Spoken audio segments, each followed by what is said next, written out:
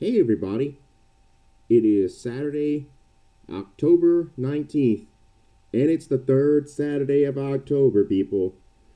One of our biggest rivalry games of the year, the Tennessee Volunteers. Alabama fans hoping to be able to smoke their victory cigars after this game.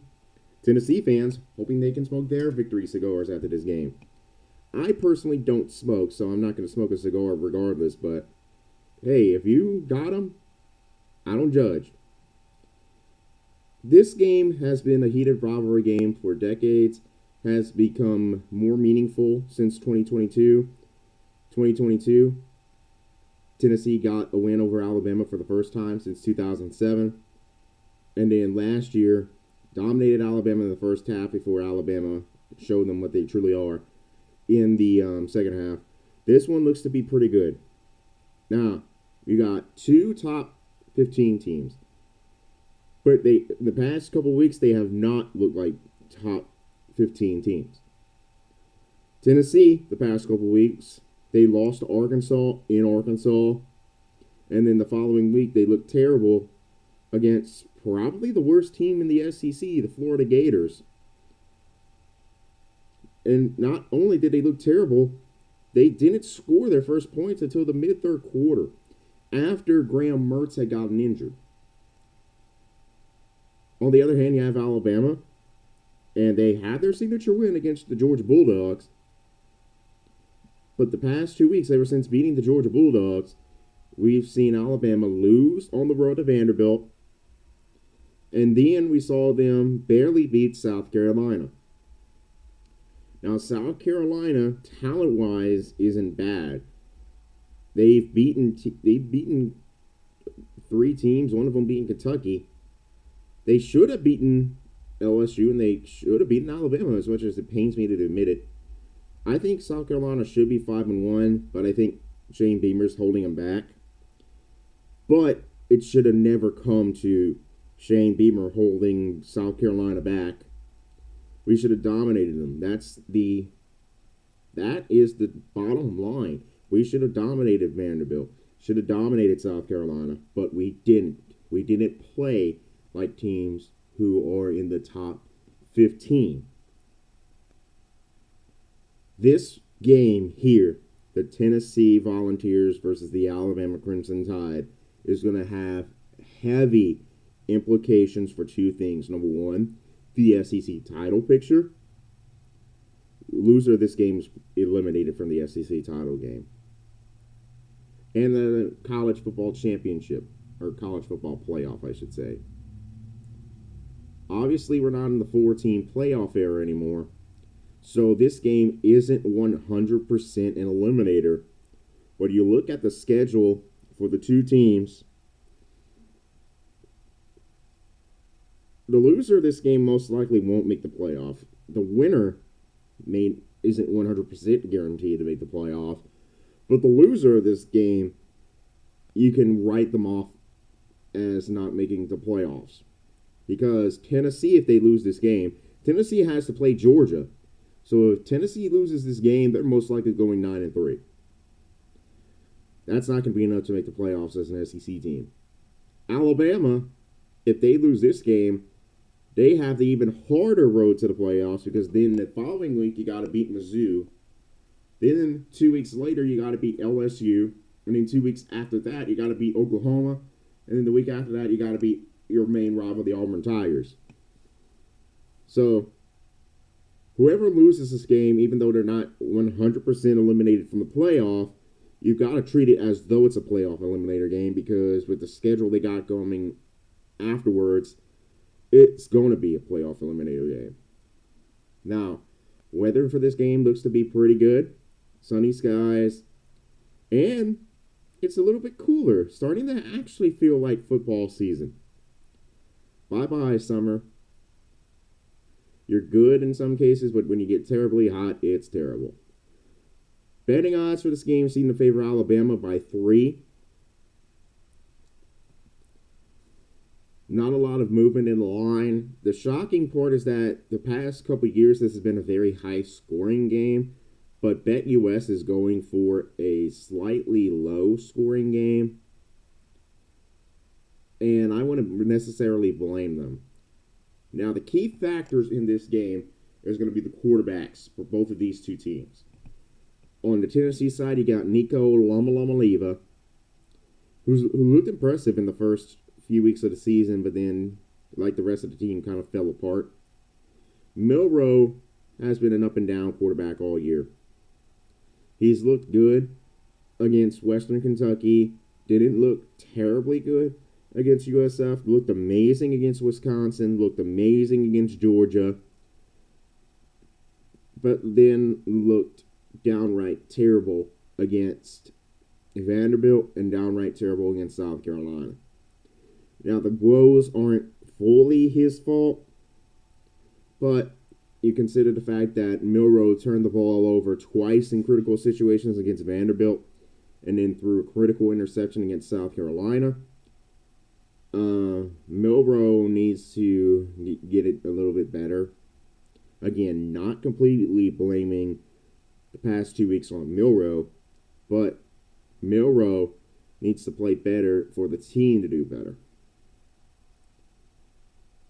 Coaching matchup, you got Kalen DeBoer in his first year of this rivalry, taking on Josh Heupel, who is in his fourth year of this rivalry. Josh Heupel is 1-3 against Tennessee. Kalen DeBoer's never faced Tennessee, so he's 0-0 against Tennessee. Now, I'm going to bring up something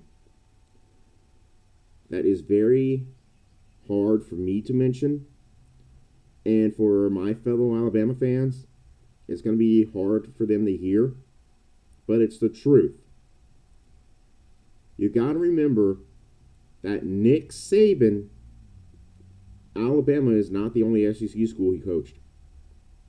He also coached at LSU. He did great at LSU. I think if he would have stayed there longer, he would have won more national titles. But he built that program. In fact, part of the reason why LSU has been so successful in the win-loss column since 2000 has been because of Nick Saban. When Nick Saban left, the program fell into the hands of a man named Les Miles. Now, Les Miles, he doesn't have an absolutely terrible track record. In fact, with the exception of the vacated wins that we've seen from 2013 up until, I believe, 2015. Somebody correct me if I'm wrong. He hasn't had a terrible win-loss record. 2005, the first year he took over, LSU's in the SEC title game. 2 years later, 2007, LSU wins the SEC title and wins the Natty. 2011, LSU makes the SEC title game, or wins the SEC title game, and then makes it to the Natty, ultimately to lose to Nick Saban in Alabama. However, he's not very fondly remembered by LSU fans. And I remember this because my family is predominantly LSU fans. In fact, I'm the only Alabama fan in the family. I've sat through so many games with my family who is LSU fans, and they were cursing, throwing things around, some cases even wanting to break TVs because of so many games where you can pin the loss to for LSU directly on Les Miles. Alabama, to quote LSU radio host Matt Moscona, I know some of you don't really look fond on Matt Moscona because of his Bama is burning skits. I don't really care. I mean, he has an audience to please, and it's LSU fans, so he's going to do what pleases the audience. But Matt Moscona said it best a few weeks ago when he said that Alabama is going through a Les Miles-like era. Now, don't mistake that for me saying that I think Kalen DeBoer is Les Miles 2.0. I think he's better than Les Miles. And then his track record at Washington, the fact that he took over a 4-8 team and then 2 years later had him playing for a national title, Les Miles wouldn't have done that. Les Miles wouldn't have beaten Georgia and would have probably not hung on to beat South Carolina. But you cannot argue that this is our Les Miles era. And the way things are going, it's going to look a lot like that. Make no mistake, I have confidence in DeBoer. I think he's going to keep us as a playoff contender for years to come. But it's no easy task to succeed the best. It's an even harder task when you're from the north coming down to the south. Les Miles took over a great squad. And he's a good team builder because he kept that team together and continued to build that team talent-wise. In fact, some of the most talented teams we've seen have been Les Miles LSU teams, but Les Miles consistently held them back. The past 2 weeks have been reminiscent of LSU and the Les Miles. Kalen DeBoer, can you see Nick Saban blowing that 28-0 lead against Georgia? Can you see Nick Saban losing to Vanderbilt? Can you see Nick Saban with that Juggalo disaster of a South Carolina game? It was not a good game at all by either side there. I'm going to call it like it is. It was a Juggalo disaster. You can't see that from Nick Saban. But you can see that from Kalen DeBoer. In fact, we have seen it. Again, he's not as bad as Les Miles, but this is feeling like a Les Miles era. I would say at this point you can expect to see more of that from Bama. Do I think we're going to have as big as fall aparts as we saw with LSU and the Miles? No. Make no mistake, Kalen DeBoer is a proven game winner. But is he the championship winning head coach that Nick Saban was? No. Not as of now. He could win a national title. I think he will at some point in his career. But he's not the consistent 6-time winning national championship coach that we saw him. This team under Kalen DeBoer needs to make a decision now. Do we want to be like LSU under Les Miles, where despite the win-loss record and despite being conference contenders and despite being playoff contenders, we're not remembered fondly because of the fact that we botched so many situations that were so basic? Or do we want to be remembered more like, let's use Jim Harbaugh, Michigan, minus the cheating stuff? Do we want to be remembered like them? Do we want to be remembered like Clemson and Dabo Swinney prior to 2020? Yeah, prior to 2020. Do we want to be remembered more like Ohio State and Ryan Day, where we're consistent playoff contenders? Or do we want to be remembered like Les Miles at LSU? That is what Kalen DeBoer needs to figure out.